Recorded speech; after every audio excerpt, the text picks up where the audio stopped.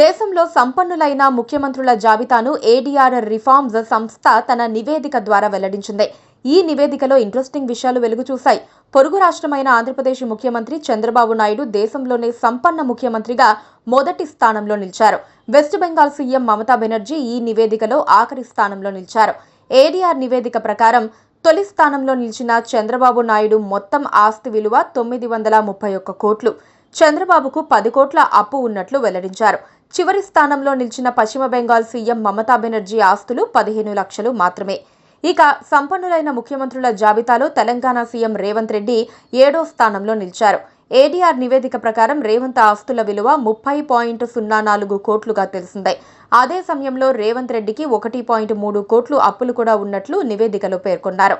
ఇక పలువురు సీఎంలపై క్రిమినల్ కేసులు ఉండగా అందులో సీఎం రేవంత్ రెడ్డి టాప్లో ఉన్నారు. రేవంత్ రెడ్డిపై హైయెస్ట్గా 89 కేసులు ఉండగా అందులో 72 కేసులు సీరియస్ అఫెన్సెస్ కింద ఎఫ్ఐఆర్లు నమోదయ్యాయి. AP CM Chandrababu, Karnataka CM సిద్ధరామయ్యపై కూడా క్రిమినల్ కేసులున్నాయి. ఆస్తుల్లో చంద్రబాబు తర్వాత అరుణాచల్ ప్రదేశ్ సీఎం పేమా ఖాండు 2వ స్థానంలో నిలిచారు. ఖాండు ఆస్తి విలువ 330 కోట్లు. ఆ తర్వాత స్థానంలో కర్ణాటక సీఎం సిద్ధరామయ్య 51 కోట్లతో 3వ స్థానంలో నిలిచారు. ఆస్తులు తక్కువగా ఉన్న సీఎంలో చివరి స్థానంలో మమతా బెనర్జీ నిలవగా చివరి నుంచి 2వ స్థానంలో జమ్మూ సీఎం ఒమర్ అబ్దుల్లా నిలిచారు. ఆయన ఆస్తులు కేవలం 50 లక్షలు మాత్రమే. చివరి నుంచి 3వ స్థానంలో కేరళ సీఎం పినరయి విజయన్ నిలిచారు. ఆయన ఆస్తి 1.19 కోట్లగా ఏడీఆర్ నివేదిక వెల్లడించింది.